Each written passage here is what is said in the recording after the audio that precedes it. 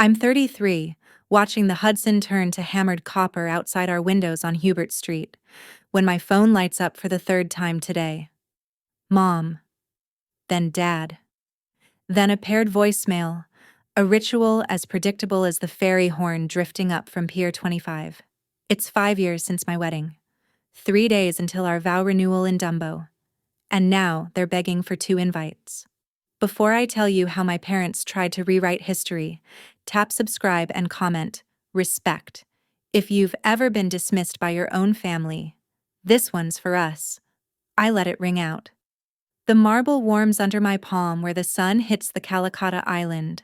Noah, 35, and attending in the emergency department at NYU Langone, crosses the kitchen in his scrubs, sets his stethoscope on the Hermes tray like he's clocking out of a different war.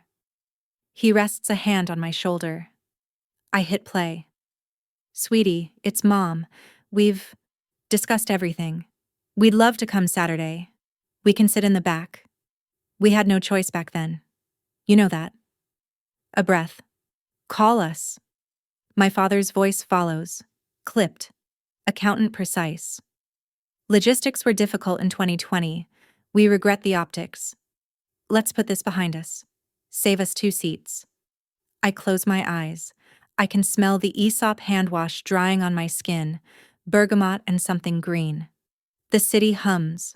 The penthouse, 1,940 square feet, we closed for $2.8 million when mortgage rates still started with a 3, absorbs the light the way well-built things do. We pay $2,148 a month in common charges and another $1,736 in taxes. It all flows through an operating spreadsheet titled Hubert PH West, color-coded, reconciled, done. Order is a choice. Noah kisses my temple. You don't owe them a spectacle. I'm not planning a spectacle, I say. I'm conducting a clean audit. He smiles at that. He knows my language. I did my MBA at Harvard, then did something unexpected with it. I built a hospitality platform under the radar. In public, I was the events girl. On paper, the managing member of Velvet Key Hospitality LLC, VKH, signatory to operating agreements most people assume men write. I swipe to our family group chat, a living museum of selective pride. 5 years ago. So proud of Annika, under a sea of blue caps and gowns.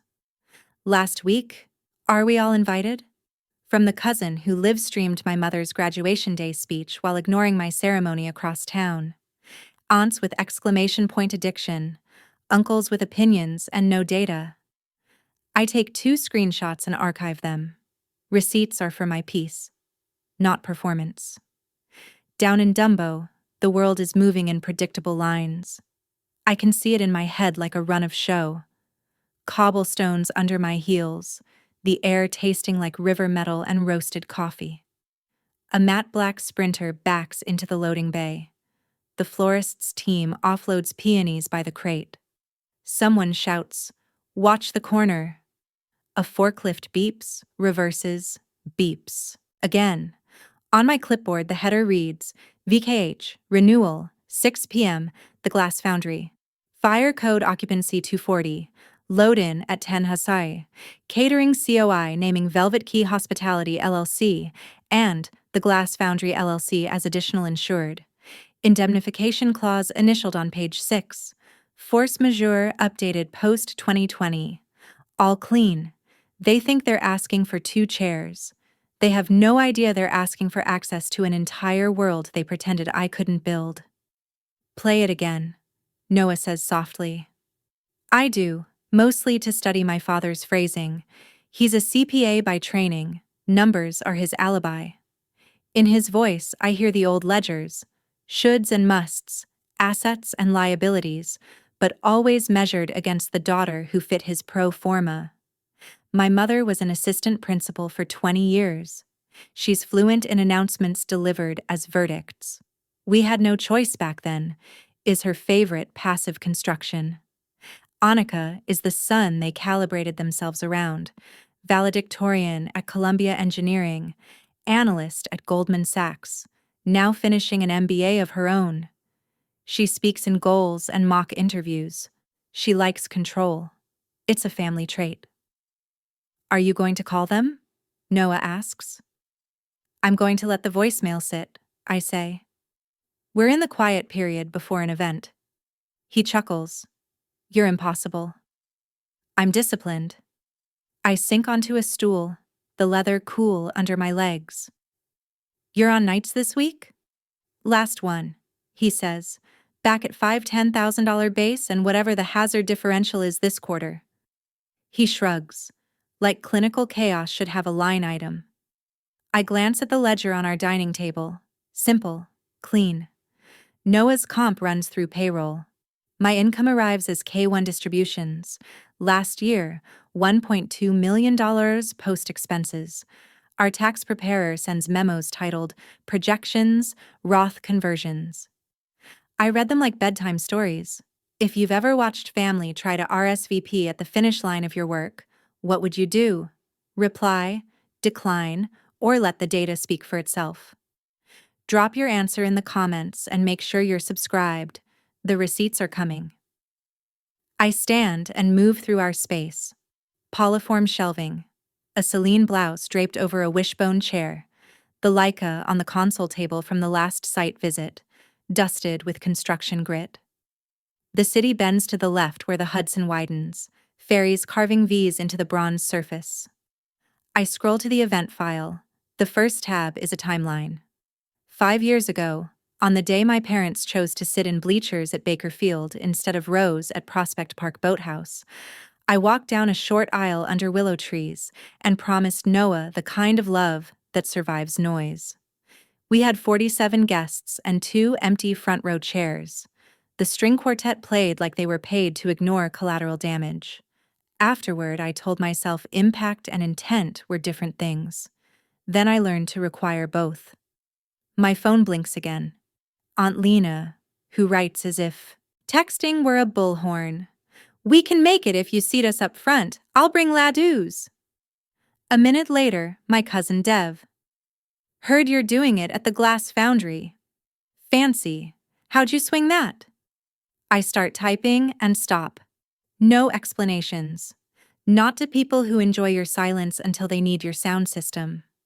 Noah slides a cappuccino in front of me, La Marzocco hissing soft in the background. You okay?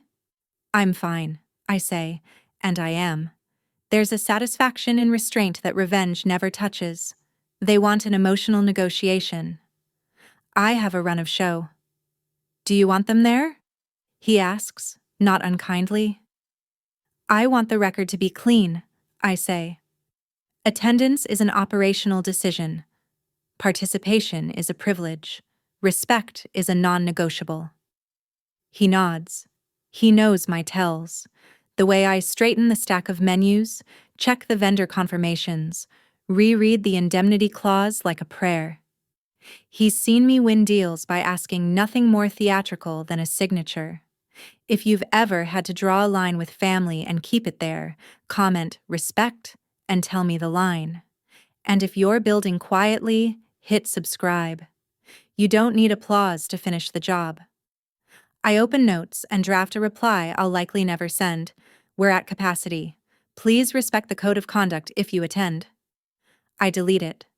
The better answer is no answer until facts arrive. Saturday will offer those. Not gossip, not performance, not a speech that tries to resuscitate a past choice with future presence. In Dumbo, the late light will slant across steel beams and glass. The plaque by the door will say, The Glass Foundry in clean serif letters. My clipboard will read, VKH Renewal, 6 p.m., because the venue is not just waterfront. It's mine. And when my parents walk up the cobblestones and ask a manager for access, the manager will look at me. That's the only answer that ever mattered. But let me take you back to where this all started. Measured, steady, and unwilling to plead for space at a table that was never set for me. Great Neck sits on the north shore of Long Island with its clipped hedges, tennis courts, and a peninsula of villages, where we learned early that reputation is a currency parents spend as if it renews itself. Our house was a colonially sensible brick on a quiet street in the town of North Hempstead, a short drive from Middle Neck Road where the bakery boxes were tied in blue string and the coffee shop knew my father's order by sound. Dad was a certified public accountant, the kind who prefers reconciled cells to raised voices, and he kept an office on Northern Boulevard with frosted glass that read, Rao and Associates, CPA, a designation you can't use in New York without a license from the state education department. Mom was an assistant principal who wore her key lanyard like a badge of jurisdiction, issuing announcements that felt like policy and policies that felt like law. In our family, authority slid down a chain of command, and everyone knew where they were ranked, even if nobody said the word rank. Annika, 3 years younger, was the bright fixed star. Columbia Engineering undergrad, summer research poster sessions in Morningside Heights, and the kind of straight-A transcript that looked like it had been ironed. By junior year, she landed the internship at Goldman Sachs that relatives announced like a coronation, the kind of training ground that turns high-achieving students into analysts with bullet points that make holiday letters write themselves. Proud of our future engineer, Mom would post, the caption tidy and the subtext loud. Be like this, speak like this, perform like this. At every dinner, updates were interviews, and interviews were contests, and the winner was predetermined by a resume none of us could unsee. It was never explicit, which is how favoritism is often practiced. It's 1,000 small apportionments of attention that tilt the floorboards toward the chosen child. Annika's graduation date is in May. Keep that calendar clean, Mom said one October, voice warm, tone directive, a habit educators develop when they are used to bell schedules and assemblies that start on the half hour. Dad would add logistics to her pronouncements, as if he were drafting footnotes. Flights for family are a cost center. We need to optimize attendance, he'd say, making even love sound like a ledger in an office of the profession's handbook. When I mentioned my own date, a Saturday I had booked a year in advance, deposit paid, vendor contract signed with indemnification language that would make any insurance underwriter nod, Mom smiled the way people do when they intend to override you later. That's flexible, she said, already moving to clear the board she had never asked permission to write on. If it's important, it'll accommodate bigger priorities, Dad added, which is a sentence that only makes sense when you've decided who is important and who is flexible.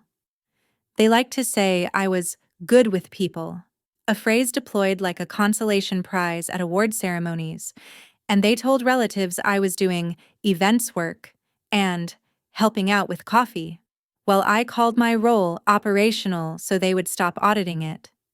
When I came home with a black folio labeled Operating Agreement Draft, Dad didn't ask. He assumed I was helping someone else look important. When certified mail arrived to a P.O. box I kept on Spring Street, Mom called it cute and asked if I was finally starting a calligraphy business because weddings were delicate and girls were tidy. Maybe reception work pays better than cappuccinos, she said, half joking, unaware that I had negotiated a force majeure clause twice as precise as her staff handbook after the last pandemic. I learned not to correct them. Correcting is a bid for dignity that looks like begging when the room has already voted. Annika shone because she earned it, but the shine became a mirror, and everyone else's face blurred in the glare. She would sit at the head of the table, open a laptop, and narrate timelines. Sophomore spring research with a robotics lab, junior summer in a rotational program, senior capstone with a professor who would later write a recommendation to a top employer list that includes Microsoft, Goldman Sachs, and McKinsey. Have you thought about an MBA? Dad would ask her, while, have you thought about changing the date?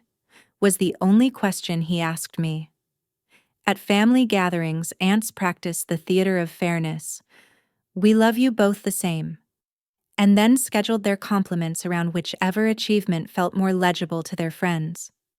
Favoritism lives in that gap between declaration and distribution, where good intentions are misallocated like a budget that never reaches the departments that need it. One December, I brought home a spreadsheet that tracked escrow timelines in 3 colors and a cap table with vesting cliffs, and my father glanced over it the way he glances over party flyers he never intends to attend. "Looks complicated," he said, not unkindly, which is a way of declining curiosity without admitting you've done so. Meanwhile, Mom forwarded the family email with Annika's Dean's List announcement and, "Could everyone save May 16 in the subject line?" And somehow, my save the date didn't make that distribution list. When I asked, she apologized without adding me, which is a style of contrition many parents use when the recipient is not the favored child. A cousin replied, all with party hat emojis and, "We'll all be there." And I watched all rearrange itself to exclude my name. Sometimes Noah would come by after a shift at NYU Langone, his ID badge clipped to his scrub top, smelling faintly of soap and crisis, and he would listen while I practiced radical understatement. "They're busy," I'd say, rinsing cups, and he would nod. Emergency medicine has taught him the difference between explanation and excuse. He kept his counsel like any good attending. Triage the bleed, stabilize the patient, don't narrate feelings when the vitals are already on the monitor. "Hold your line," he'd say, washing his hands a second time out of habit, and I would, because holding a line is a skill that translates across departments. If you've ever been the less favored sibling and learned to love precision more than praise, what would you do? Confront the imbalance or redesign the boundary? Comment your move and subscribe if you build quietly in loud families. At Temple, aunties asked about timelines as if I were a late train. "Still doing the coffee thing?" one would say, smiling in a way that wanted me to agree that smallness was charming. "Annika tells us interviews are going well," another would insert, making my future a dependent clause in my sister's sentence. I smiled back, because there is a dignity in not correcting people who have confused their curiosity with your consent. People who believe in meritocracy often misremember how much of their merit was mothered into visibility. There were specific slights, which is the only way a pattern becomes undeniable. Mom once, accidentally, forwarded me a thread calling my wedding weekend tacky for overlapping with real milestones. And Dad suggested we consolidate expenses by merging celebrations like corporate back office functions. At Passover, a family friend asked if we could just move it to Sunday, as if vendors and vows were interchangeable line items, and my mother didn't correct her because consensus was the only value she refused to challenge. When I mentioned I had booked the Prospect Park Boathouse a year in advance, the table fell silent. It's hard to argue with a deposit, so they ignored it instead. Annika didn't gloat. She didn't have to. Systems gloat for you when they're built in your direction. Later, she squeezed my hand and whispered, "I'll try to make both," which sounded kind until you realized she was promising to double book me into the back row of my own day. The first hints that things weren't as they seemed slid under their noses like innocuous paperwork. A COI naming entities they'd never heard of, a vendor asking Mom to send final counts, 2 operations, and a courier dropping an envelope marked escrow time sensitive that Dad placed on a pile with coupon mailers. At night, I read operating agreements at the kitchen island while the dishwasher hummed and highlighted clauses about governance and distributions, because if love would not be equal, at least contracts would. I kept a P.O. box in Soho and picked up certified mail because signatures matter when stories are contested, and mine was being contested in my own living room.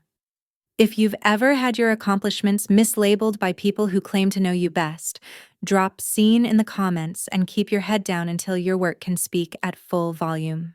Favoritism rarely changes with a conversation. It changes when reality becomes too large to walk around without bruising a shin. Dad's love language was benchmarking. He liked to compare siblings the way CFOs compare quarters. Annika's schedule is aligned with prestigious institutions, he'd say, naming Morningside Heights like it was an index fund, while my calendar was assessed for flexibility and capacity, never for substance. Mom's love language was optics. She understood how to arrange chairs and people, so the photograph told a story she could show her colleagues. She's the valedictorian. She'd remind anyone who tried to equalize oxygen in a room that was already calibrated to her preferred barometer. I learned to breathe elsewhere. Noah would ask the only question that mattered: what will you accept? I set 3 rules. I will not apologize for choosing a date. I will not turn private boundaries into public debates, and I will not explain contracts to people who think negotiations are merely optional conversations. The more I quieted my explanations, the louder the family chat became. That's how systems react when you stop subsidizing them. Dad suggested a joint statement about scheduling, as if our lives were a press release drafted by committee and vetted by the Office of the Professions. Mom wrote, "We can fix this," which is what administrators say when the outcome is already selected and the process is a formality.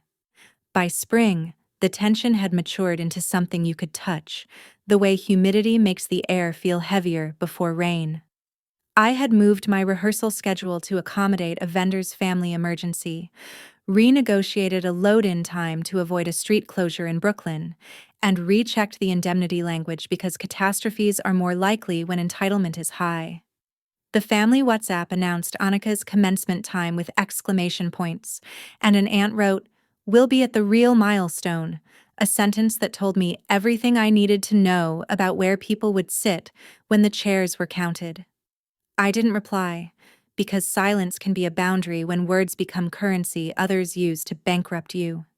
To understand why that voicemail doesn't move me anymore, you need to see the years I spent being the household disappointment, I told myself, as I printed the run of show and highlighted the sections where names would be checked against a list. Build. The conflict sharpened each time my parents framed choices as logistics and logistics as fate. Climax. Not yet, but you could see it coming in the way people rehearsed apologies for decisions they still planned to make. End. Composed, boundary intact, and already facing the weekend where the record would correct itself without a raised voice. By the time my rehearsal week arrived, my family had turned a scheduling conflict into an ultimatum, and I had stopped asking for anything I could prove. To understand why that voicemail doesn't move me anymore, you need to see the years I spent being the household disappointment. Steady, unswayed, determined not to negotiate my own milestone in a room calibrated for someone else's convenience. The rehearsal dusk at the lake is the color of iced tea. Dragonflies stitching invisible seams above the water as the quartet tunes a slow prelude, and citronella flickers like a second set of eyes along the pathway.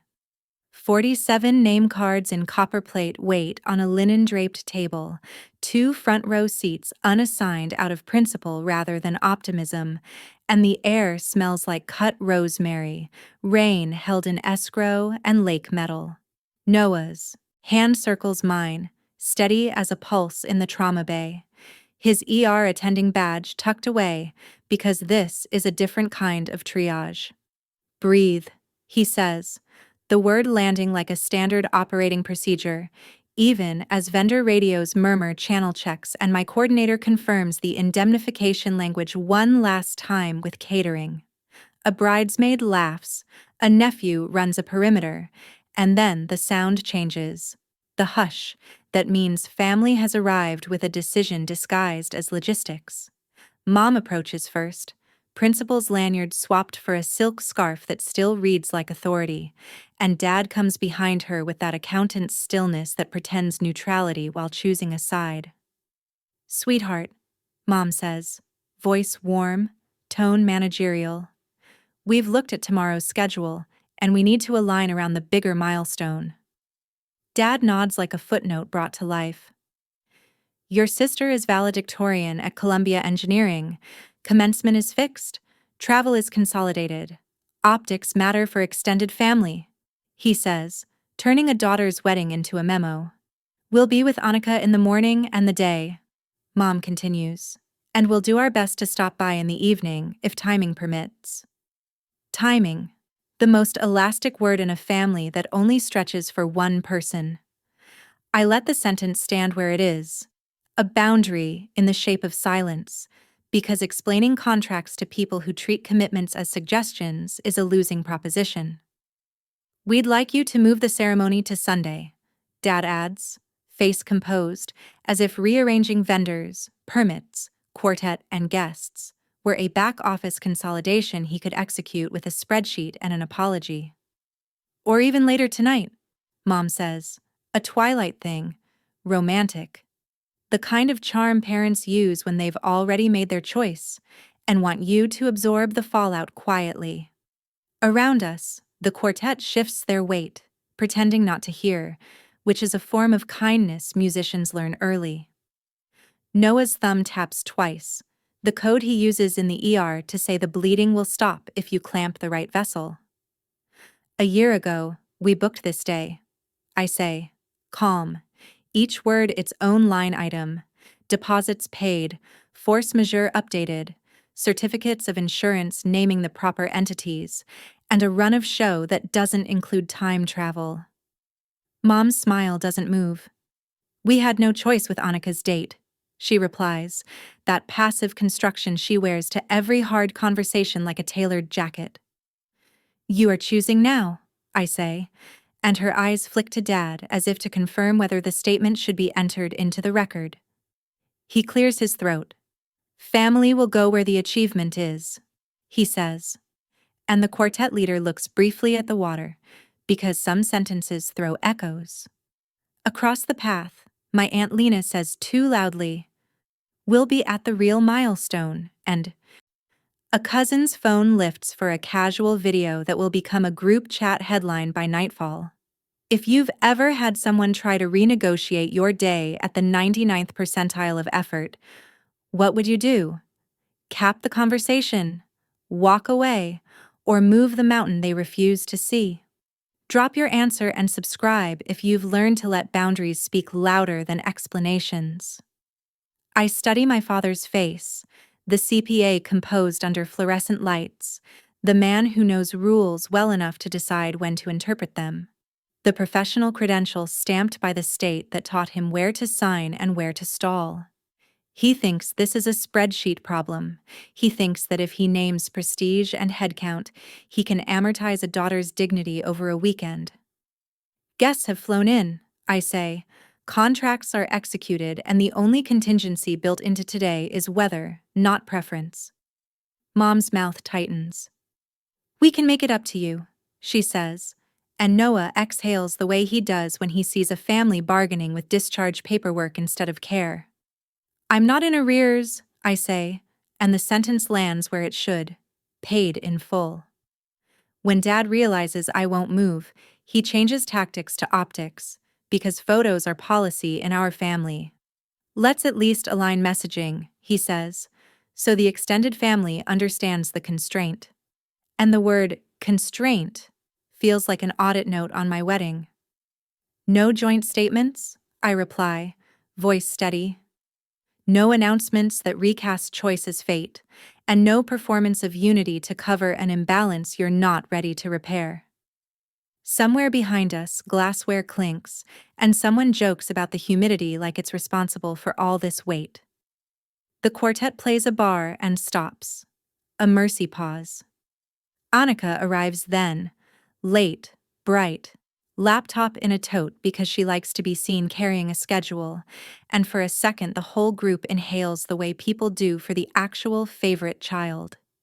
She hugs me quick, perfumed like success, and whispers, I'll try to make both. The sentence that sounds generous until you diagram its assumptions. I squeeze her hand back, because she isn't the villain. Systems do the gloating for the people who benefit from them. Your speech is in the morning, Dad says. explaining to me as if I asked for a program, and Mom adds, "We'll FaceTime you from the stadium," like remote attendance is a sacrament. Noah's jaw sets, and he smiles at Annika like a good man determined to refuse a script without starting a scene. A family friend leans in. "Just move it to Sunday, easy," she stage whispers, and my coordinator pretends to be busy reading a COI so she doesn't have to see my face. "Vendors have other clients," I say lightly, "and so do I," which earns a blink from people who forgot I work on more than flowers and playlists. I clock the nearest exit from the conversation, a skill learned in rooms where fairness is ceremonial and decisions are already printed. Noah squeezes once. "We keep our day," he says, and for a second everything in me sits down in that sentence. It is astonishing, the quiet made by a single unmovable line. If you've ever had your moment verbally downsized by people who benefit from your silence, comment, "Not today," and tell me where you drew the line. Some negotiations end when you stop underwriting other people's optics. The rehearsal resumes? Not because we forget, but because attention is a resource, and mine has a budget. And the quartet slips into Noah's favorite prelude as if the music had been waiting for the room to choose. My coordinator tip-taps over with the seating chart, eyes asking a question with more compassion than most relatives have mustered all year. "Reassign the 2 front-row seats," I say softly, and she nods, pencil already moving like a notary, because paper trails are how you avoid arguments about memories later. Across the path, Aunt Lena narrates into her phone, "Big weekend!" And I can hear my mother composing a caption that leaves me in the ellipses. I let it all pass, the way you let a storm spend itself on water when your house is built above the floodplain. A few cousins gather, faces arranged in worry because concern photographs well, and Dev asks, "You sure you can't bump it?" Like the venue is a DJ, and I am a request. "Sure," I say, "I can't." And someone laughs quickly, relief cracking through like sunlight. "Your sister's speech is a big deal," another cousin says, and I nod because both things can be true, and only one of them is being treated like law. The quartet lifts the melody, and the lake lifts a breeze, and for a moment rehearsals do what they're meant to do. Show you the shape of the thing you're building without the audience telling you what it's worth. Noah touches my shoulder again, a habit from a hospital where small reassurances keep people from breaking. "Let's get through the aisle," I tell the coordinator, who smiles her consent and calls positions, voice crisp over the radio as vendors answer like a chain of custody. I walk the length, measure the cadence, set my breath to the bars, and land at the spot where vows will sit like declarations on record, notarized by witnesses who showed up. Mom watches from the side, arms folded, chin lifted, as if posture could vote on outcomes. Dad checks his watch the way people check weather when they want to blame something you can't control. Annika scrolls a document and mouths lines to a speech for tomorrow, and that, more than anything, tells me how the scene is cast. When the run-through ends, Mom calls across the path, "Family photo!" Because if you cannot reorder the event, you can at least curate its archive. I hold my place. "We'll take photos tomorrow," I say, "with whoever is present." And a hush swings back, surprised at how much a simple clause can reframe a crowd. Dad steps forward like an emissary. "You're being inflexible," he says, accountant calm, and I realize he thinks flexibility is always a virtue, even when the thing bending is a spine. "On this," I answer, "rigidity is a boundary." And I see Noah smile with his eyes because he's heard me say that to contractors and counsel, never to parents. Mom exhales through her nose, a tell that means she has decided to escalate later in the group chat, where empathy gets typed, but never delivered. The quartet dismisses, vendors begin to strike, and phones start pinging with tomorrow's carpool threads for Bakerfield. Blue and gold emoji doing what families do when they don't have language for complicated arithmetic. A family friend posts, "Proud day for the Rouse," with a cap emoji, and my name sits outside the frame like an unpaid invoice. Noah threads our fingers, and the last light turns the lake steely, a reminder that pretty things can be cold when needed. "We go eat," he says, clinician direct, and I nod because food is the original boundary against other people's hungers.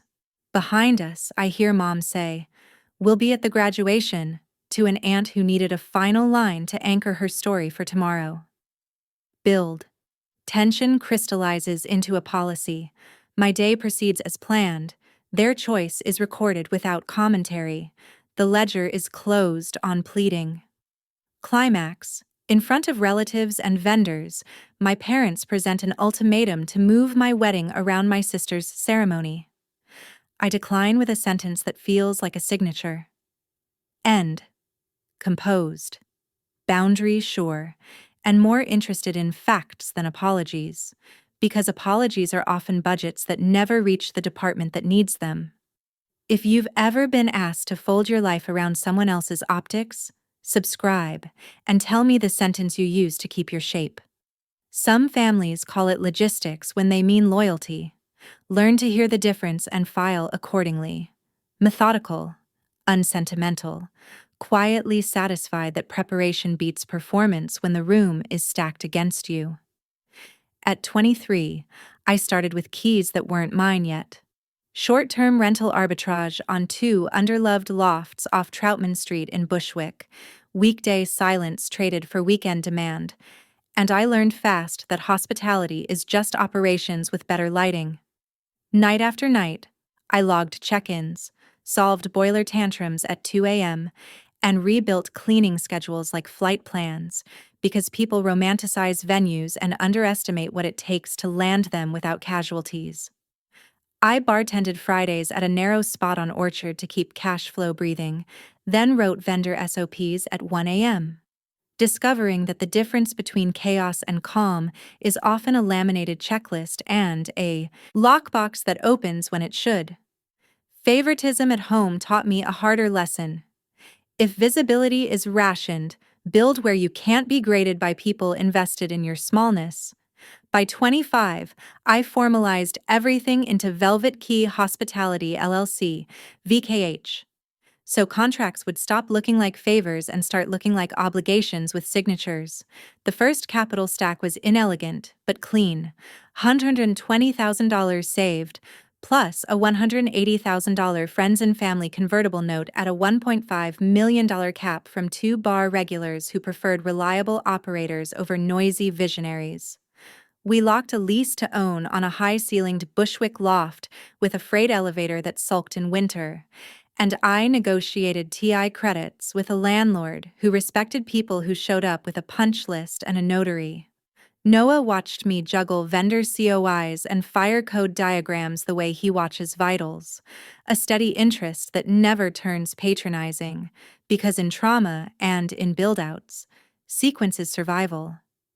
I tightened cancellation terms after 2020, added force majeure language that actually contemplated pandemics, and insisted on indemnification clauses that kept risk where it belonged. If you've ever turned a side door into a main entrance while people mistook your quiet for compliance, subscribe and tell me the clause you refuse to sign without. From there, velocity increased with competence. The Bushwick cash flow became a down payment on a second space near the Jefferson stop, and I layered in a calendar protocol that treated time like inventory with spoilage, if mishandled. The play wasn't glamour, it was utilization. Weeknight corporate mixers, Sunday micro weddings, Tuesday editorial shoots, each with a different margin and a single shared spine made of checklists. When the numbers proved durable, I executed a 1031 exchange into mixed use, moving from scheduling to shelter, because the only way to stop begging for permission is to own the room where permission gets issued. We took down a Williamsburg 22 unit over retail for $9.6 million with 65% senior debt, 15% mezzanine, and 20% equity.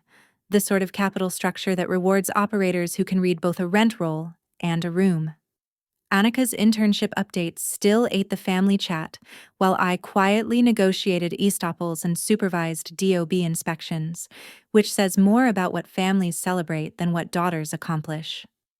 The flagship came next because Dumbo needed a venue that didn't confuse exposed brick with a business model. 8,400 square feet of steel and glass that we reimagined as the Glass Foundry, clean sightlines, freight access that behaves, and acoustics that respect vows and violins. I closed the build-out at $4.1 million with an SBA 7A backbone, a landlord TI package, and a contractor who understood that contingency exists because drywall lies. Bookings stabilized between $18,000 and $36,000 per event at a 68% utilization rate, and I stopped answering questions about whether this was a real job, because NOI answers faster than relatives do. I split operations across two affiliates, J Street Events LLC for venue management and Baltic Brick Holdings LLC for the real property, to separate liability from asset. A habit you develop when you've watched people confuse access with ownership. The website listed a generic contact, and Google would still tell you I was an events coordinator, which is exactly how I wanted it until the record could defend itself in daylight. Parallel to brick and mortar, I co-founded Quiet Suite, a property operations SaaS that started as my internal tooling and became a product when other operators begged for it. Ticketing, turnover orchestration, vendor compliance, and a calendar brain that doesn't forget trash day. We crossed $4.2 million ARR with 18 full-time employees and 2 Reg D 506B rounds that kept governance sane and cap table readable, because nothing ruins a good system like sloppy equity. I retained 31% and a board seat I earned the boring way, by shipping releases that reduced panic calls at 11 p.m. on Saturdays. Noah would come home from NYU Langone, shake hospital air off his shoulders, and read my weekly metrics like labs: clean, trending, actionable. Families measure worth with brands they recognize. Hospitals measure worth with outcomes. Operators measure worth with cash conversion cycles that don't lie. Why the secrecy? 3 reasons, and none of them coy. First, negotiating leverage. Anonymity lets you walk away from bad terms without being punished on the next deal by people who feel snubbed when the answer is no. Second, cultural peace. Favoritism at home turns success into provocation, and sometimes the only way to avoid being recast as a threat is to keep the lights dim until the doors are locked. Third, compliance. Quiet periods exist for a reason, and public bragging mid-LOI is how amateurs advertise that they are not ready for larger rooms. If you've ever stayed silent because you were building something that needed to harden before it could hold relatives, what would you do? Announce early and argue, or finish and let the paperwork talk? Clues piled up around my parents like unremarked mail.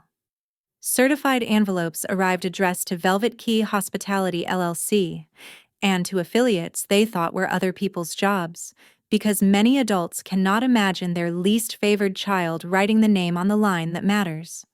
A courier handed Dad a tube labeled CO, Certificate of Occupancy, and he set it with the pizza coupons, another artifact from a world he didn't think touched his. Mom asked why vendors emailed operations instead of me, and I said, because I am operations. Which she laughed off the way people laugh at a joke that unsettles them. An aunt asked if my boss would approve a Sunday discount for a friend, and I said, if the numbers pencil? And she winked like we shared a secret when in truth she had missed the only one in the room. By year 4, VKH's monthly NOI averaged $212,000, and my personal liquid net worth sat at $14.8 million, which meant I could indulge exactly one luxury: refusing to audition for rooms that had already decided who to applaud. Dad's CPA mind liked benchmarks, but he measured siblings like fiscal quarters, and my returns didn't fit his index because they weren't issued by logos he admired at alumni dinners. Mom's administrator brain liked optics, and nothing photographs better than valedictorian regalia in Morningside Heights, a detail that explains more of our history than any apology could. When she asked again what I did, I said, operations, and stopped translating that into a language designed to make certain daughters look tidy and others look temporary. It is astonishing how long people can fail to see what is designed to be unseen, especially when seeing it would require them to reconsider who they are in the story. The preparations for the 5-year vow renewal were not theatrical. They were evidentiary. The welcome sign would read, "Hosted by the Glass Foundry, a Velvet Key property," not as a flex, but as proper attribution to entities that carry liability and deserve their names spelled correctly.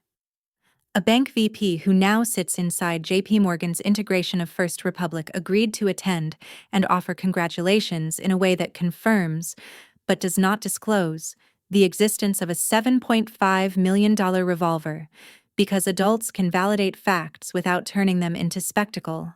Our general counsel planned to notarize a lease extension framed by the back office door because provenance needs a witness when families like to edit memory under the guise of harmony.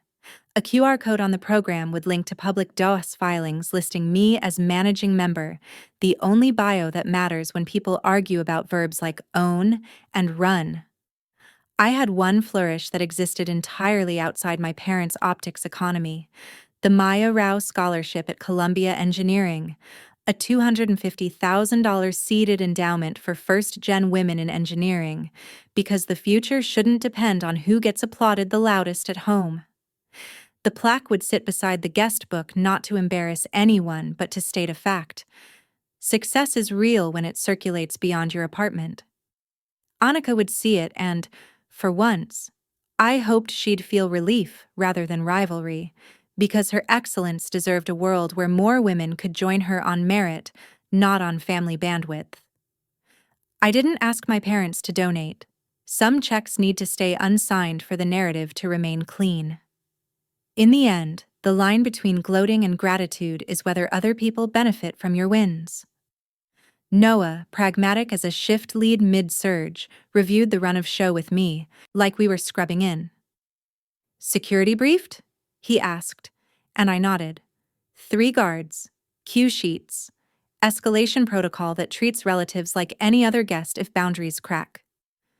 Signage? Legible, serif. No adjectives we can't defend, I said, because copy is a contract in rooms that remember only captions. Backup power? Checked, I said, twice, because redundancy is how you keep chaos from winning late in the 4th quarter. "Will you let them in if they show?" he asked finally, and I gave the only answer that lets you sleep before a storm. If they can behave like guests. If you've ever prepared a reveal not for revenge but for record keeping, tap subscribe and tell me what proof you'd put on the table first: title, filings, or impact. What would you do if your family wanted the front row seats but not the history that explains why they're empty? Hand them a chair or hand them the policy. There's a peace that comes from knowing you don't need anyone to vouch for you when the documents already do. And there's a different peace that comes from realizing that the people who preferred your silence can't stop the volume of things that are true. I didn't plan a scene. I planned verification, because victory that requires humiliation isn't victory, it's performance. And I've outgrown school assemblies. Build. The portfolio matured, the tooling scaled, and the paper trail thickened until it could carry weight without wobbling under relatives' edits. Climax.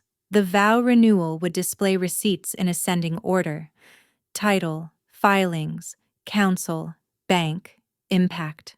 So the conversation could move from opinion to provenance in 4 minutes flat. End. Composed, quietly ready, and uninterested in speeches that confuse logistics with love. Because love without respect is just an event without a permit. If you're building quietly in a loud family, keep going, and let the filings say the line you're done repeating.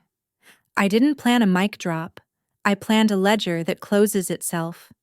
I didn't plan applause. I planned a room where truth doesn't need a microphone. I didn't plan to argue. I planned to sign, stamp, and smile like the owner greeting her guests. I didn't plan a scene. I planned verification. Surgical calm, unhurried, and prepared to let provenance, not volume, do the heavy lifting in a room that once confused logistics with love. The light in Dumbo is theatrical without trying. Late sun slanting off the river in strips of copper as the matte black Sprinter eases into the loading bay and exhales crates of peonies and glass. Like the space itself is taking a measured breath. On the door, the plaque reads "The Glass Foundry" in a serif that doesn't apologize for being legible. And just beneath it, the welcome placard. Hosted by the Glass Foundry, a Velvet Key property. A sentence arranged to do what families refuse to do. Say the right names in the right order. Vendors move like they've read the run of show twice, radios ticking, cue sheets laminated, indemnification clauses initialed, and the room hums with a competence that most people mistake for magic because they have never signed for it. I stand at the threshold in a dress that fits like a decision, clipboard in my left hand, pen uncapped, and Noah's voice in my ear reminding me to eat something with salt before speeches I will not be giving. Tonight isn't performance, it's verification, and each reveal has been stacked to ascend like steps that won't collapse when the people who preferred my silence decide they're ready for sound. They arrive just before the guests, my parents walking the cobblestones like the pavement owes them a smoother grade, and stop at the manager's stand because old habits die in places that still take reservations. 2 for the renewal, Dad says, accountant calm, the cadence of a man who believes that confidence is a credential, and Mom adds, "We're family," as if that word were a master key. My venue manager glances up, then over, then finds me without searching, because in well-run rooms everyone knows where the authority actually sits. "Owner is right there," she says, and Mom blinks like a light struck too quickly, because the sentence refuses to edit me out this time. I step forward, and the first reveal lands without my naming it. I am the person the staff defers to, and the staff is the only group in this building my parents cannot recast with a caption later. They calculate on their faces, a habit learned from years of curating optics, and then try a new door. "We'd love to talk inside," Mom says, softening her vowels the way she does when she wants policy to feel like kindness. "Inside is for guests who can behave like guests," I answer, because everything goes better when your boundaries use the same tone as your contracts. Noah hovers one conversation away, present without performative posture, the ER attending who understands that escalation is contagious and prevention is cheaper than the cure. A cousin rounds the corner, sees the triangle we're drawing in air, and pivots back with the quickness of someone who knows a scene when he feels the temperature drop. Inside, the second reveal waits on an easel large enough to deny anyone the luxury of misreading. A QR code labeled "About Tonight," which points to New York Department of State entity filings that list me as managing member of Velvet Key Hospitality LLC and the Glass Foundry LLC, public documents that tell a quieter, harder truth than any toast ever could.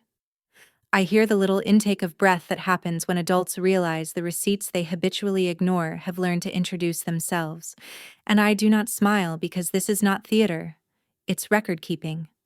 An aunt angles her phone to scan, face flickering as she reads the page that carries my name where she once placed a shrug, and a cousin whispers, "She's legit," a phrase that says more about the room than about me.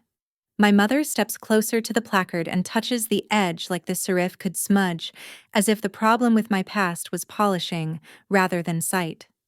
Dad straightens the corner, a reflex he has around documents he wishes to domesticate, and I let him exhaust the habit on cardstock he cannot annotate. The third reveal arrives as a handshake no one can misinterpret. A bank VP, who has been through one acquisition and now fills a JP Morgan email signature where a First Republic one used to sit, finds me by the bar and offers congratulations that confirm, without disclosing sensitive terms, the existence and tenor of our $7.5 million revolving credit facility. Your utilization and paydown cadence are a pleasure to underwrite, he says, the sentence simple, the validation professional, the level of detail precisely what you want in a room where gossip must yield to governance. We speak in nouns that make sense to lenders: covenants, coverage, cadence. And then he disappears into the crowd like a witness who knows his job is to be legible, but not loud. Noah slides me a glass of water and a salted almond, the kind of operational kindness that keeps people vertical through long evenings arranged into exact minutes. A family friend watches the exchange and recalibrates her face, performing support, while rapidly revising the story she will tell later about how she always knew. If you've ever orchestrated a reveal so facts could travel farther than family spin, subscribe and drop receipts in the comments, because some rooms only hear what's printed, stamped, and dated. What would you do first? Show the title, display the filings, or let a bank officer confirm the shape of your line? The fourth reveal is slower, designed not to entertain so much as to educate anyone who clings to the idea that my resume is a rumor. A silent slideshow that cycles through ribbon cuttings and Reno time-lapses, clearly captioned with deed abstracts, DOB permits, certificates of occupancy, and a redacted Form D from our 506B rounds. The governance bones that let a business stand up straight. Phones come out. Not to film me, but to read the screens that do not require my voice, and cousins who once teased me about being the events girl now search terms they previously used to dismiss me. Annika drifts into the beam of the projector and stops, eyes narrowing with the kind of attention she saves for systems she respects. And for a heartbeat, we are just two women trained on evidence, not applause. Mom takes a seat near the aisle like a visitor in a museum that challenges her childhood, posture erect, chin set at the angle she uses to survive being wrong in public. Dad stands, arms crossed, making the kind of quiet that accountants construct when the math won't yield to preference. The fifth reveal is not about me at all, which is why it matters. The announcement of the Maya Rao Scholarship at Columbia Engineering, seated with $250,000 for first-gen women in engineering, a line item that converts personal history into future throughput rather than family currency. I do not take the mic. The plaque does, unveiled on a small stand with a serif that matches the door, because coherence is a form of respect in rooms built by people who remember assembling things by hand. There's a ripple at first gen, a softening in the room that no number ever earns on its own, and for once, Mom's eyes don't harden at institutional names she prefers to loan to one daughter at a time. Annika presses her lips together and nods, a clean acknowledgement without a pivot, which is rarer than an apology and more valuable in a family that prints announcements instead of questions. Noah squeezes my hand and releases, because we both know the point of influence is velocity toward other people, not orbit around you. Sixth, my coordinator whispers like a stage manager who loves the show because it runs on time, and the slide changes to a one-page summary that would feel gauche if it weren't just an answer to a repeated question. VKH portfolio valuation estimated at $38.6 million, monthly NOI averaging $212,000, Quiet Suite ARR at $4.2 million with my 31% equity and a board seat I earned by shipping, and personal liquid net worth at $14.8 million, all conservative, all current, all precisely as unglamorous as real numbers tend to be. I don't read it aloud. People can, and should, read what they want to contest, Because literacy is the cheapest form of transparency on Earth. Somewhere behind us, a fork glints against a plate. A cousin whispers, "Holy!" and stops. And an aunt who once asked for a friends and family discount stares like she's studying a language she pretended not to understand. Mom's mouth moves, soundless, perhaps counting with the same part of her brain that budgets attention, and Dad's jaw tightens in the way men's do when they realize their metrics are not the only ones in circulation. Annika, who knows what ARR means without Googling, does the math twice, and then looks at me, eyes wet but steady, and says, "You did all this." Which is the first sentence tonight that sounds like family. The seventh reveal is a frame leaned casually near the back office door, a document that outwardly looks ordinary enough to be ignored by anyone who doesn't speak the dialect of operations. A freshly executed 5-year lease extension for the glass foundry, with a landlord note riffing on performance over pro forma, dated and notarized 36 hours ago by counsel, who will happily confirm signatures without entering gossip. "Provenance in wood and glass," my attorney murmurs, testing the frame, because lawyers love artifacts that do not wobble when stared at. We notarize duplicates on a small table near the service corridor for any relative who claims later that the paper was theater, because the only trick here is the one where facts are allowed to exist. A family friend edges near and asks if we're worried about privacy, and counsel smiles, a dry thing, and says, "We disclose nothing non-public and everything non-negotiable," which is how grown-ups talk when they are finished with status games. Noah glances at security, who nod back from their post with that barely visible shift that says they will keep the door as neutral as the law expects. If you've ever had to move truth out of opinion's way, comment "receipts" and tell me which artifact you'd lead with: deed, filing, or impact that outlives the room. And if you've learned that some apologies are just budget requests without funding, subscribe and keep your documents close, because borrowed respect comes due with interest. There is a brief recess that always follows a clean reveal. The human body's need to metabolize without supervision, and during it, the cousins who used to treat me like an administrative assistant drift over with the first sincere questions of our adult lives. "How did you structure the affiliates?" one asks, and I outline the split between operating entities and holdcos, liability separated from asset by design rather than luck. "Is the revolver seasonal?" another wonders, and I explain that hospitality breathes differently across quarters, but scheduling and SAS smooth your chest if you train them. "Can I invest?" Dev blurts, then blushes, and I hand him the standard LP deck and a risk disclosure without a wink, because dignity in business is refusing to sell someone a fantasy when a fact will do. "Minimum is 50, I say, and let the zeros show him something the slideshow did not. The most boring part of adulthood is that entry costs are often moral as much as financial. Mom waits until the tables reset, then approaches with a smile she saves for stakeholders. She forgot to court. "We're so proud," she says, too quickly, like the sentence is racing to attach itself to the nearest credit, and I feel Noah's gaze on my shoulder.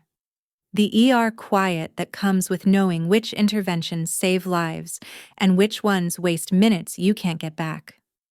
"We can do a post," she adds, thanking everyone who supported you.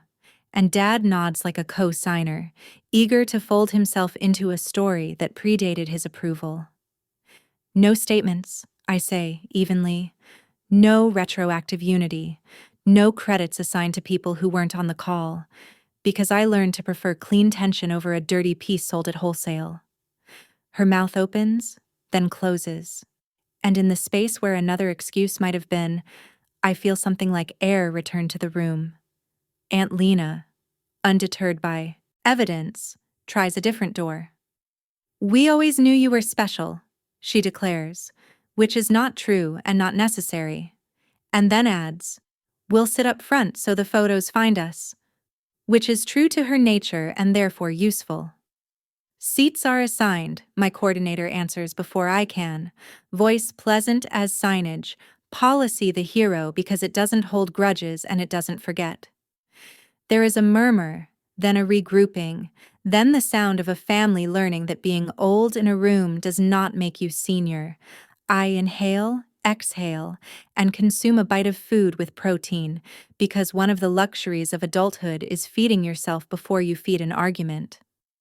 On stage, if a room this honest can be called that, our slideshow yields to a slow pan of the city, the camera floating over bridges and chimneys, turning glass into river and river into light, and the vibe in the room finally matches the facts.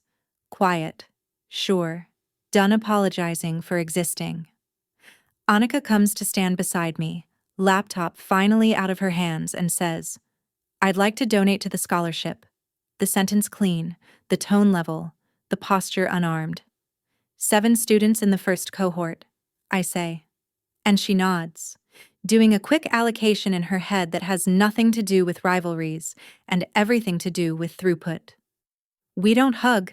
We don't need to. Respect arriving late is still respect. And I will not punish it by demanding a pose. In a family where affection has often been optics, this is the most intimate thing that could happen. 2 women agreeing that impact beats image every time. At some point, my phone vibrates with a notification from the building's back office camera, a motion sensor catching the council table as my attorney stamps a final copy of the lease extension for our files, and I resist the urge to go touch the paper, because possession in this case is not 9/10 of the law. The law is 100% of the law. Dad wanders back that way and pauses at the frame like a man reading his own reflection for the first time, face flickering between pride he struggles to feel and the discomfort of losing a familiar storyline. He reaches out as if to straighten a corner, then drops his hand, and there, in that micro-defeat, is the first honest surrender of the evening. Mom sits back down, spine still a ruler, eyes wet without tears, and I see something medical in her posture, the soft shock that follows a diagnosis you cannot argue into remission. I give her what the ER gives everyone: oxygen first, instructions second, speeches never. If you've ever had to let someone's discomfort run its course without anesthetic, because numbing the pain would only delay the learning, comment boundaries and keep building. And if you're tempted to soften facts to spare feelings, remember, feelings end, filings remain. Toast time arrives and passes without a microphone test because we decided this would be an evening without speeches, and the absence of the usual ritual gives the whole thing a purity I didn't know to want when I was younger. Our officiant offers a single sentence, witnessed not performed, about choosing each other in loud weather, and Noah smiles the smile that comes after a 12-hour shift when somebody lives. We exchange vows that are less ornate now, more operational, a promise to escalate early, to debrief with grace, to keep the calendar honest, to move the furniture if the room demands another shape. The guests applaud, soft, the way competent people do when the job is done well and without drama. And for the first time in 5 years, the 2 empty front row seats in my memory feel less like absence and more like a museum label on a chapter I don't need to rewrite. From the side, the manager mouths, "Owner," not to me, but about me, and the word lands with none of the heat it once had because tonight it isn't a surprise. It's housekeeping. The last reveal is the one nobody notices as a reveal at all. Nothing breaks. No meltdown, no grandparent rescue, no public reconciliation formatted for social, no quiet part said loud because the facts have already used up the oxygen that drama needs to burn. Security remains bored, which is the finest compliment risk management can receive, and my counsel goes home early with a slice of cake and a text that reads, "Clean," which is how grown-ups review each other's work when they respect the craft. Noah dances once, laughs twice, and leaves early enough to catch a few hours before a shift, because saving lives still trumps being photogenic, even on a night designed to be remembered. I sign the vendor checks with a pen that writes like a habit and file copies where they belong, because closure is a process, not a speech. Mom lingers near the exit, the way principals do at school plays to catch parents on their way to the parking lot, and I walk over because avoidance is a younger person's strategy. "We'd like to try again," she says, eyes steady, and I believe her the way I believe weather, a report, not a promise. "Then begin by not editing tonight when you tell it later," I answer, not unkindly, and she nods, the smallest nod, a muscle learning a new motion. Dad starts to speak, stops, and settles for what he's good at. It was well run, and for once, that is enough, because it is accurate and it is earned. We part not as enemies and not as performers, but as parties to a record that will not be revised by captions, and in a family like ours, that is an act of love. If you've reached the point where verification feels kinder than vindication, subscribe, drop receipts, and keep your documents tidy, because respect that arrives late still needs a place to sit. And if anyone tells you love requires you to forget what happened, remember, love is not amnesia. Love is governance, build, each artifact layered cleanly over the last, moving the room from disbelief to research, to quiet comprehension without requiring me to raise my voice or lower my standards.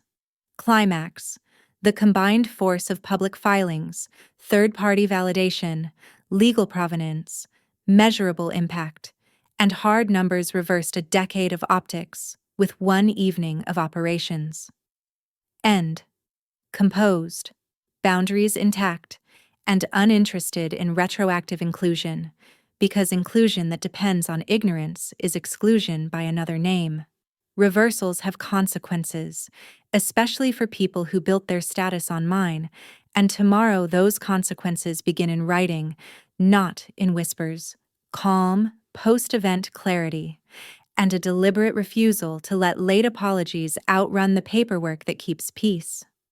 Morning comes with a clean headache, the kind you earn from smiling more than speaking, and the inbox fills as predictably as the East River tide. Loved last night, so proud, we always knew. All the unhelpful miracles language performs when it wants proximity to an outcome it never funded. Noah leaves at 6 a.m. for a 12-hour shift at NYU Langone, stethoscope coiled like punctuation, and kisses my forehead with the brisk tenderness of a clinician who has learned to respect both vitals and vows. "Eat breakfast," he says, which is hospital for I love you, and I nod because compliance is easier when it comes without condescension. The penthouse is quiet enough to hear the espresso machine clear its throat, and for the first time in a week, silence feels like a colleague rather than a test. The calendar says day after, but the work ahead reads like closing documents. Thank vendors, reconcile tips, log security notes, archive counsel's notarized copies, and issue a short, dignified line to press if anyone tries to turn proof into performance. The first calls are my parents. 3 missed, then a text. "Can we come by today?" Which is the most expensive sentence in families that prefer retroactive proximity to prior presence. I draft the only response that doesn't create algebra for later. All family coordination goes through events@velvetkey.co. Please reply to the code of conduct and we'll route you accordingly, because consistency is a love language that doesn't get enough press. The event code of conduct is the same one we require of vendors and VIPs. No speeches not on the run of show, no filming in back of house, no undermining staff, respect reserved seating, and consent before photos leave the premises. I attach the PDF and a signature link, not to humiliate them, but to put us all on the same page, literally, because expectation without documentation is how families become legal problems. Within 20 minutes, the signatures come back. Time-stamped, IP logged, My father's neat as ledger lines, my mother's small and careful, both of them acknowledging in writing what they refuse to accept in sentiment. If you've ever needed to put rules in writing for relatives because conversations got edited after the fact, comment boundaries, and subscribe if you prefer policy to pleading. What would you require first? No unscheduled speeches, no filming, or a non-interference clause with staff. By 10, the group chats are doing what families do when faced with facts. Some pivot to praise as if late arrival still counts toward attendance. Some criticize the formality, as if formality weren't the only reason last night went clean, and a few fall quiet. The most honest response available when your previous narrative cannot survive the light. Aunt Lena posts and deletes a story that tries to reclaim front row energy, and screenshots arrive like confetti that missed its cue. I forward two to my PR manager, who replies with the template we use for messes that don't deserve fuel. We celebrate love and the work it took to get here. No names, no clapbacks, just governance. Because the fastest way to lose a hard-won reversal is to get sentimental when a protocol will do. PR drafts a one-liner for press inquiries we did not solicit, verification over performance. Which makes me smile because understatement is a luxury truth earns for you. Consequences begin where applause ends, and that's where the paper trail keeps its shape. At noon, security files their incident log. No escalations. One warning to a guest who wandered back of house. One aunt asked to leave after berating a server.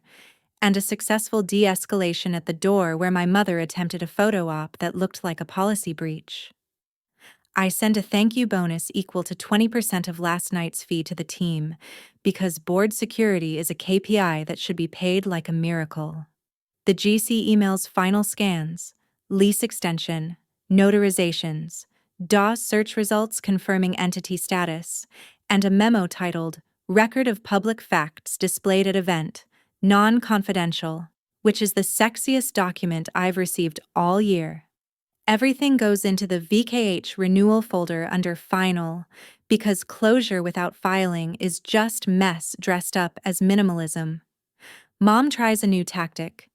We'd like to help manage the narrative, she texts, code for, let us in as editors, and I respond like counsel.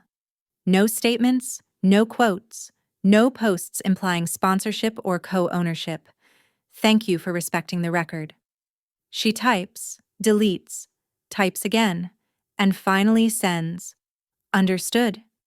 A word that means we are in the rarest of places, not agreement, but compliance. Dad emails a draft caption he calls elegant, which includes phrases like family triumph and we are so proud, and I file it in a folder labeled alternatives, an archive kept for when memory gets creative in December. I'm not punitive, I'm precise. And the difference is everything in homes where feelings have been used to launder bad behavior. Precision is cheaper than forgiveness when the same debt keeps getting reissued under new account numbers. Extended family bifurcates on schedule, like markets after a macro event. The cousins who wanted proximity for free ask for LP decks, and I send the standard. Minimum $50,000 $220 carry-in fees on the special opportunities sleeve, 7% preferred return on the income sleeve, no guarantees, audited financials annually, K1s on time, and distributions contingent on covenants and coverage that don't care about your last name. 3. Respond respectfully with follow-ups about risk and liquidity. 2. Ask for a friends and family carve-out, which I decline with a form email that reads like a handshake and a refusal at once. Love is a door and business is a lock. If you don't respect the difference, you'll set your own house on fire to warm a guest. Dev writes, I'll circle back in Q4, and I answer, we'll be here. Because time is the fairest test I know. The aunt who was asked to leave overnight flips grievance into outreach, calling my mother to say she was mishandled by staff, and I cut it short with a letter on letterhead. Your behavior breached the code of conduct. Future attendance contingent on written acknowledgement and compliance. Non-compliance will be treated as trespass. People call you cold when you stop subsidizing their chaos. What they mean is they miss the heat. Another family friend posts a subtweet about new money and old manners, and my counsel drafts a polite note reminding her that innuendo tethered to a named business can edge into defamation if it implies false conduct, inviting her to delete rather than debate. She deletes by dinner and DMs a 3-paragraph non-apology, which goes unread and unarchived, because not every document deserves a folder. If you've ever had to send a policy note to a relative because "be kind" stopped working, what clause did you lead with? Code of conduct, trespass, or non-disparagement? Noah texts from the Perelman Center between consults. Eat. Followed by a photo of a granola bar, the hospital equivalent of romance, and I send back a shot of my plate like a compliance check. We keep our marriage like we keep events, with schedules, with grace for delays, and with a firm policy that emergencies don't get to rename preventable problems. The day moves in order. Vendor payouts reconciled, tips topped off, catering thanked, florist pre-booked for winter, counsel paid without quibble, and a short hand-typed note to the bank VP. Appreciated your presence. Covenants remain in range. Utilization plan unchanged. I attach a calendar invite for quarterly check-ins because relationships grow clean when you water them on schedule rather than during fires. Administration, not adrenaline, is what keeps good things standing after applause leaves the building. By afternoon, my parents ask for a meeting. The word small, the ask large. Tomorrow, our place, Mom suggests, which would be a reversion to home field she has not earned. Neutral space? 30 minutes? Agenda pre-sent? No phones? I reply, because meetings without a container spill, and I have mopped enough. We choose a private room at a hotel on Greenwich, the kind with soundproofing that makes every conversation feel like a deposition, not hostile, just accountable. Before I leave, I email the agenda. 1. Acknowledgement of last night's facts. 2. Boundaries for future events. 3. Communication protocol. 4. Estate matters are not on the table. The hotel's water glasses sweat circles onto coasters like nervous witnesses, and my parents arrive together as if they have rehearsed a joint statement that never attacked the problem, only the optics. We're sorry, Mom begins, eyes already bright, and for once the apology feels less like a strategy and more like a sentence she had to learn phonetically. All hard consonants and careful breath. I accept the apology, I say, because acceptance is not absolution and certainly not amnesia. And here are the boundaries. I slide the one-pager across the table, house rules, event rules, and the standing policy. No editing public narratives, no retroactive claims, no input on dates or guest lists unless asked, and all invitations revocable for breach. Dad reads, jaw a practiced line, and finally says, "We can abide," which is perhaps the truest word he's offered me since he taught me to balance a checkbook. Estate? He asks when he reaches the bottom, and I shake my head once. An economy that says we're not doing this today, not here, not at all in this manner. Already structured, I answer, and leave it there. Revocable trust in place, charitable lead trust seeded with $500,000, guardianship designations clear, and no bequests that mistake biology for behavior. He nods like a man who understands frameworks even when he dislikes their outcomes, and Mom stares at the condensation circle as if it's a map out of this room. We'll follow your rules, she says, and I believe her the way I believe train schedules, a promise until weather, which is why redundancy exists. Good, I say, and end the meeting at minute 29, because time boundaries teach faster than speeches. If you've had to formalize family interactions after years of improvisation, what did you include? No contact windows, designated email, or event protocols. Subscribe if you've learned that clarity is an act of love, even when it gets called ungrateful by the people who benefited from your confusion. The social fallout lands where you expect. The aunt who mocked me sees a drop-in invites from the same cousins who spent last night scanning DOS filings, as if competence were contagious and contempt a variant nobody wants. A family friend who posted shade emails for a venue discount as peace offering, and we send standard pricing back without a discount code, because policy is how you decline without becoming the story. A second cousin messages Annika asking if we are good, and she replies, "We're adults," which is not warmth, but is better than performance. And that is, for now, sufficient. People accustomed to being centered feel exiled when you recenter on facts, and the absence of their convenience reads to them like hostility. That's not malice, that's muscle memory.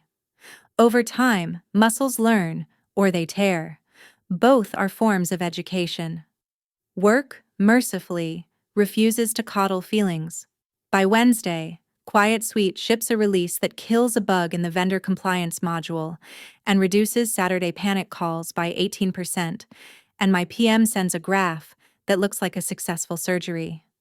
VKH signs a letter of intent on a Fort Greene brownstone pair at $6.4 million, with an inspection window that laughs at sentiment and only speaks code: roof, joists, lead, and light. Vendors reconfirm holiday dates, and I move 3 December contracts out of weekends that have acquired family gravity because prevention is cheaper than strategy when relatives orbit a calendar. The bank VP replies to my check-in, "Covenants clean, no action," which is the most romantic sentence a lender can write to an operator. My parents begin to practice the new world with wobbly legs. Mom texts photos without captions and waits for consent to post. I sometimes say yes, often say no. Always appreciate the ask, because respect turns down the volume on resentment faster than therapy when the problem was procedure. Dad forwards an article on family constitutions with a brusque, useful, and I mark it to discuss someday, not because we need a new document, but because I want to acknowledge his attempt to speak my dialect. They attend a cousin's birthday and do not commandeer the microphone for a speech about family triumphs, which is a small miracle disguised as manners. When somebody congratulates them on their daughter's success, Mom says, "Our daughter's company," and the possessive pronoun lands oddly, but not offensively. We will sand that edge later. Annika and I exchange the least dramatic series of messages in our adult lives. She sends a screenshot of a $5,000 donation to the scholarship fund, no caption, no emoji, and I reply, "Thank you. 7 students this year," which is as close to a hug as our history currently permits. She asks about Quiet Suite's roadmap like a peer rather than a judge, and I answer like a founder rather than a sister trying to qualify for a newsletter blurb. We do not rehash the rehearsal, the empty chairs, the broadcast decisions that cut my day from the frame. We treat the past like an X-ray, informative, not to be stared at. Sometimes the only way to get an honest relationship with a sibling is to stop asking your parents to introduce you. There are flare-ups, because no shop that sells human bonds will ever be fully rid of returns. An old family friend corners me at a wedding and says, "We always believed in you." And I choose the cheapest path. A smile that costs me nothing, a nod that doesn't lie, and a quick pivot to the dessert table. A different aunt asks if we'll do a story about our family's resilience, and I explain brand safety as if she were a new vendor. No stories without values alignment, and no alignment until the behavior proves it can outlast a news cycle. She deflates, then rallies, and compliments the lighting, which is safer ground for everyone. In the car home, Noah squeezes my hand at a red light and says, "You stayed in protocol," which is the sweetest grade I've gotten since grad school. No reconciliation, Not in the way television has taught us to expect, with tears and orchestrated flashbacks and a family photo so saturated you can taste the pixels. What we have is better and more boring: compliance, policy, the cessation of petty warfare, and a ceasefire signed by behavior, not bios. Boundaries enforced gently, consistently, without sermons, because sermons are how manipulators learn your playbook. Consequences held like a pilot holds altitude, with small adjustments and no commentary, because commentary tempts you to turn discipline into theater. Respect, arriving late and in lowercase, not owed, not demanded, simply observed, the way a well-built space holds itself up. If you've reached the boring good stage after a loud reversal, drop clarity in the comments and subscribe. More build notes, fewer speeches, always the receipts. And if anyone tells you peace requires you to forget what they did, when they were sure you couldn't prove them wrong, remember, forgetting is not forgiveness. Forgetting is poor records management. 1 year later, the dust has settled into something better than quiet: order. And the numbers look like closure written in fluent accounting rather than sentiment dressed as progress. Quiet Suite has scaled to $6.1 million ARR with churn that flatters the product rather than my pitch. VKH closed on a Fort Greene brownstone pair for $6.4 million that underwrites cleanly. Monthly NOI has inched to $247,000 with seasonality we plan for rather than endure. And the first scholarship cohort at Columbia Engineering, 7 women, has begun sending updates that feel like a future I would have begged for when I was 20.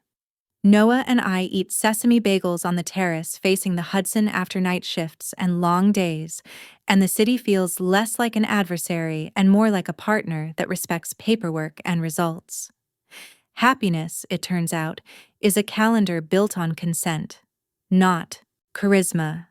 The long-term impact on family is less cinematic and more constitutional, which is why it's durable. My parents operate inside policy now. No unscheduled speeches, no photo claims, no retroactive editing of public narratives, and the compliance has become muscle memory rather than theater, which is the difference between peace and a pause. Extended families sorted themselves into predictable cohorts. A few became clients who like invoices because they like results.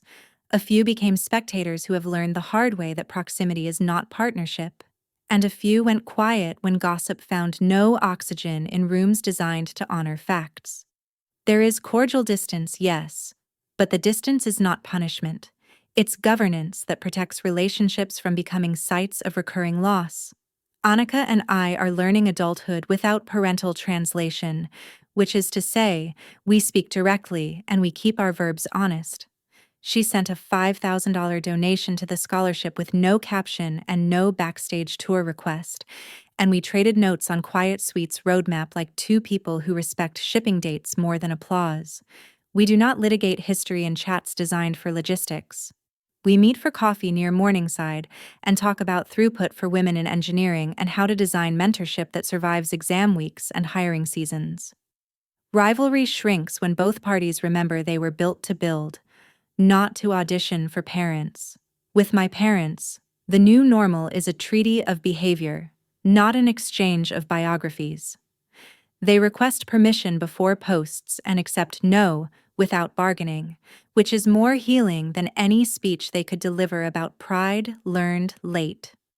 We communicate through a monitored inbox that timestamps accountability and prevents memory from doing what memory likes to do in families: favor the performative over the provable. Estate planning remains outside the family circle.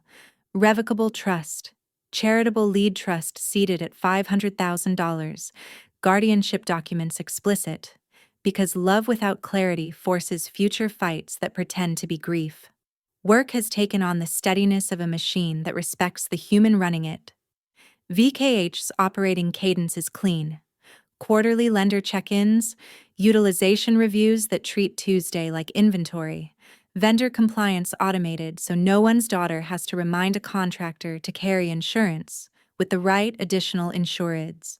Quiet Suites releases drop on Wednesdays at 11 a.m. ET because predictable shipping makes emergencies rare and rare emergencies easier to recognize.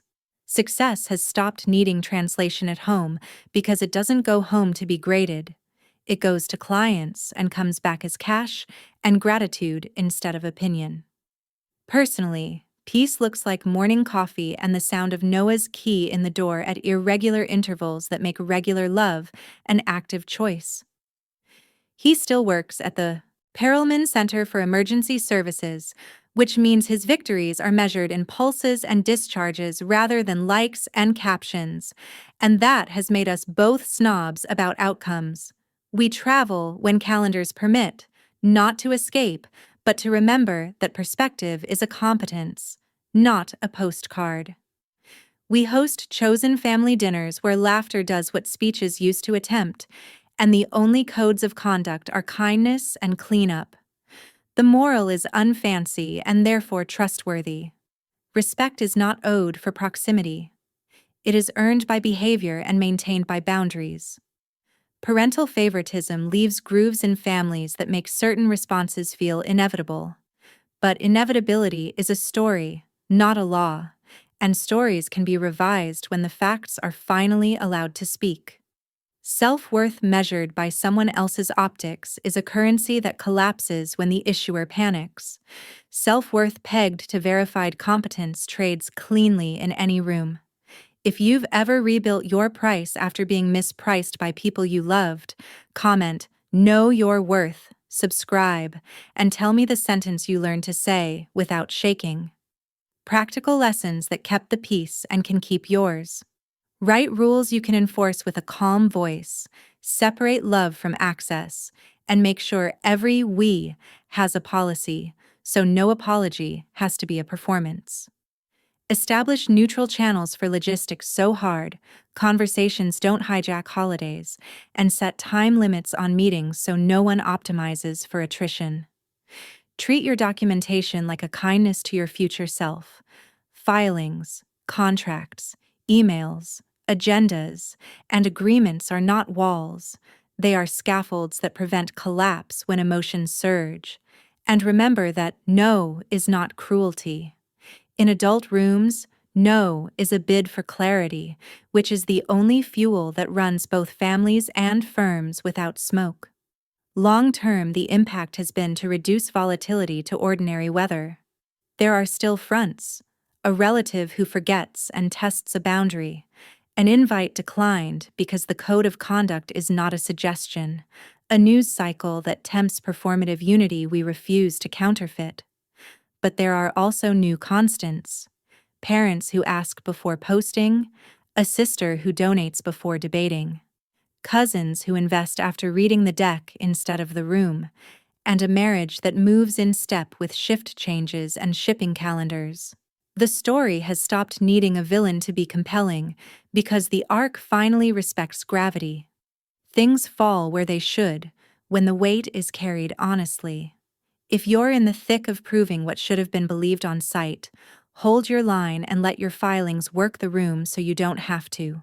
Subscribe if you're building quietly. Drop respect if you decided not to audition for people who treat love like a resume. Share this with someone who needs permission to price their piece at market. What would you do next? Announce early? To soothe doubters? Or finish and let the documents speak while you enjoy your life? There is no correct answer for everyone, only the right sequence for you.